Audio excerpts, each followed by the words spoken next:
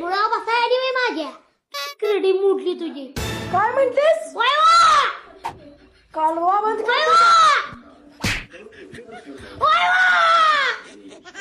तुझ्या बायकोनं भांडणं काढले असल्याने माझी बायको भांडणं काढते रे. तुझ्याच बायकोनं भांडणं काढले असल्याने. काय सोडा अरे काय झालंय सांग चल का नाही मी तर राहील. काय काय वाहिलं नको वाहिलं कशाला